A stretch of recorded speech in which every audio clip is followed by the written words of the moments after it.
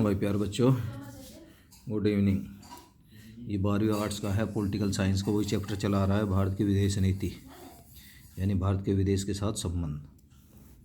ठीक है भाई, तो ये है भारत की विदेश नीति के दो मूलभूत तत्व, गुटनिरपेक्षता और पंचशील। यहाँ तक तो करा दिया था भाई, ये दो नंबर की, ये 2 नंबर का, ये 2 नंबर का, ये सारे 2 नंबर के। ठीक है, ये याद करने अच्छी तरह। अच्छा, अब देखो भाई, भारत की विदेश नीति के 2 लक्षण बताइए। एक तो गुटनिरपेक्षता और साम्राज्यवाद तथा उपनिवेशवाद का विरोध। मतलब गुटनिरपेक्षता उसको कहेंगे कि भाई किसी भी गुट, सैन्य गुट में शामिल न होकर अपना निर्णय स्वयं देना। ठीक है, गुटनिरपेक्ष। दूसरा है साम्राज्यवाद तथा उपनिवेश, दोनों एक ही है कि भाई भारत अगर कोई देश किसी देश को गुलाम करता है, भारत उसका विरोध करता है। ठीक है भाई। भारत तथा चीन के बीच तनाव के कोई 2 मुख्य कारण क्या हैं? नंबर 1, भारत का तिब्बत के धार्मिक गुरु दलाई लामा को शरण देना। दूसरा है सीमा विवाद। क्या कह रहा है कि भाई जो भारत में तिब्बत के धार्मिक गुरु है दलाई लामा, उसको भारत में शरण क्यों दी। और दूसरा है सीमा विवाद। ठीक है भाई। ताशकंद समझौता कब और किन देशों के बीच हुआ?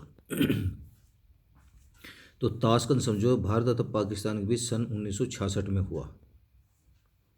कब हुआ? 66 में, भारत और पाकिस्तान के बीच। ये ताशकंद है, कहाँ है? ये है उज्बेकिस्तान का एक शहर है ताशकंद। ठीक है, उसमें। शिमला समझौता कब और किन देशों के बीच हुआ? शिमला समझौता सन 1972 में भारत और पाकिस्तान के बीच हुआ।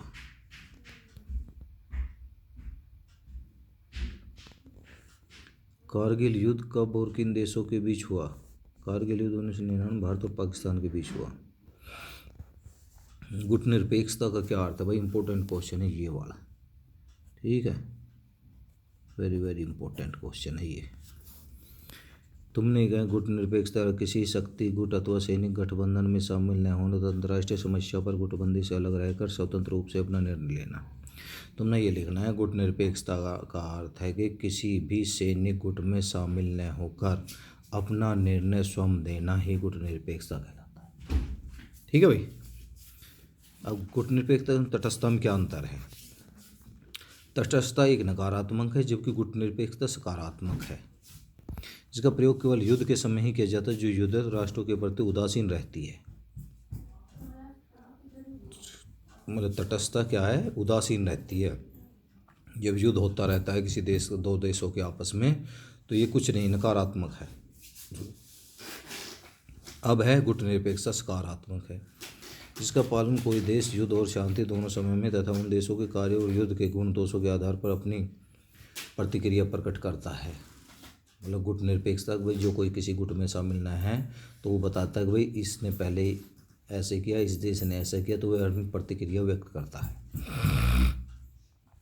पंचशील क्या है? पंचशील का अर्थ 5 सिद्धांत। ये 5 सिद्धांत भारत की विदेश नीति के मूल तत्व है, यानी कि मूल आधार है। गुटनिरपेक्ष आंदोलन के किन्हीं 2 सिद्धांतों या उद्देश्य भाई किस तरह गुटनिरपेक्ष है? नंबर 1, अंतर्राष्ट्रीय शांति और सुरक्षा की रक्षा करना तथा तनावों में कमी की सार्वभौमिक प्रक्रिया को लागू करना। दूसरा है साम्राज्यवाद, उपनिवेशवाद तथा नव उपनिवेशवाद, रंग भेदभाव तथा विस्तारवाद के सभी रूपों के आधिपत्य एवं प्रभुत्व का उन्मूलन करना। ये कह रहा है कि भाई साम्राज्यवाद, उपनिवेश, नव उपनिवेश, रंग भेद, विस्तारवाद। अब जैसे विस्तारवाद है, चीन विस्तारवादी रूप अपना रहा है, तो सभी रूपों के आधिपत्य एवं प्रभुत्व को उन्मूलन मतलब समाप्त करना गुटनिरपेक्ष कहलाता है। ठीक है भाई। अब भारत द्वारा गुटनिरपेक्षता की नीति को अपनाने के किन्हीं 2 कारण का उल्लेख कीजिए। भारत अपनी स्वाधीनता के पश्चात, यानी आज़ादी के पश्चात, अपना धार्मिक पुनर्निर्माण करने के लिए दोनों गुटों से सहायता लेना चाहता है। ठीक है, गुटनिरपेक्षता से भी। दूसरा है भारत तथा अपनी भौगोलिक स्थिति के कारण किसी एक गुट में शामिल हो जाता है तो उसके स्वतंत्र अस्तित्व के लिए खतरा उत्पन्न हो जाता है, इसलिए भारत किसी गुटनिरपेक्ष में शामिल नहीं होता। भारत तथा पाकिस्तान के बीच तनाव के कारण, इंपॉर्टेंट क्वेश्चन है भाई ये 2 नंबर का भी आता है और 4 नंबर का भी भाई। ठीक है। अभी कह रहा है पाकिस्तान द्वारा जम्मू व कश्मीर के भारत में के साथ विलय को स्वीकार न करना।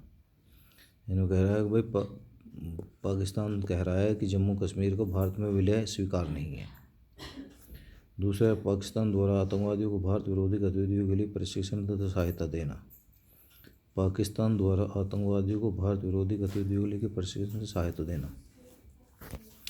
अब ताशकंद समझौते की कोई दो बातें बताइए। नंबर 1, दोनों देशों के सभी सैनिक अधिकारी एवं जवान 25 फरवरी 1966 तक उस स्थिति में वापस बुला लिए जाएंगे जहां वे 5 अगस्त 1965 को थे।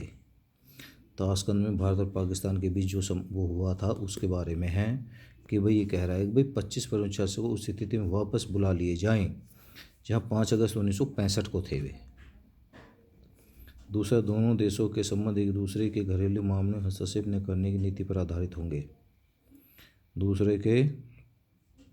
एक दूसरे के घरेलू मामलों में हस्तक्षेप न करेंगे। भारत चीन युद्ध 1962 के 2 कारण बताइए।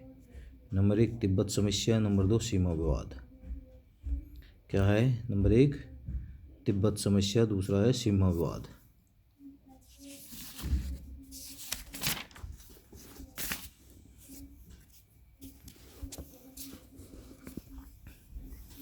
अच्छा भाई, अब देखो ये पंचशील पर एक संक्षिप्त नोट लिखे 4 नंबर का जो क्वेश्चन आता है वो है। तो तुमने कुछ नहीं लिखना है, तुमने ये लिखना है बस भारत के विदेश नीति मूल्य पंचशील का अर्थ 5 सिद्धांत। और सन 1954 में भारत तथा प्रधानमंत्री जवाहरलाल नेहरू तथा प्रथम बार इन 5 सिद्धांतों की घोषणा की। भारत के प्रधानमंत्री ने 5 सिद्धांतों की घोषणा की। 5 कौन कौन है? नंबर 1, एक दूसरे की अखंडता बनाए रखेंगे, एक दूसरे का पराक्रमण न करेंगे, एक दूसरे के आंतरिक मामलों में हस्तक्षेप न करेंगे, आपस में समानता और मित्रता का भावना है और शांतिपूर्ण सहस्त्र। पहले ये लिख, पंचशील का अर्थ 1954 में भारत के प्रधानमंत्री जवाहरलाल नेहरू की।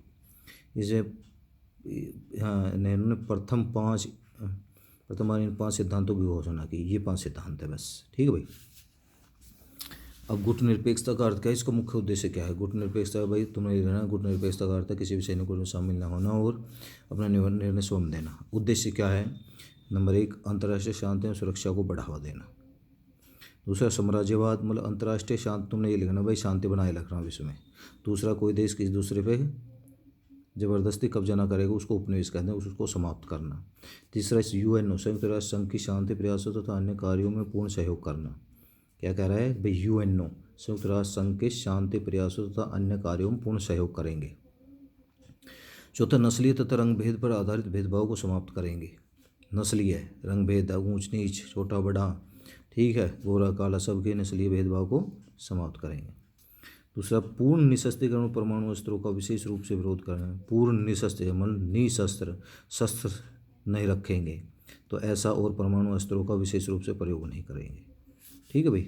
ये 5 है गुट निरपेक्षता का अर्थ और उद्देश्य। अगर अर्थ आ जाए तो ये लिख देना। अगर भाई इसके 5 उद्देश्य है तो 5 उद्देश्य ये लिख देंगे। इसी तरह पंचशील का अर्थ क्या है? उद्देश्य ये लिख देंगे। ठीक है भाई।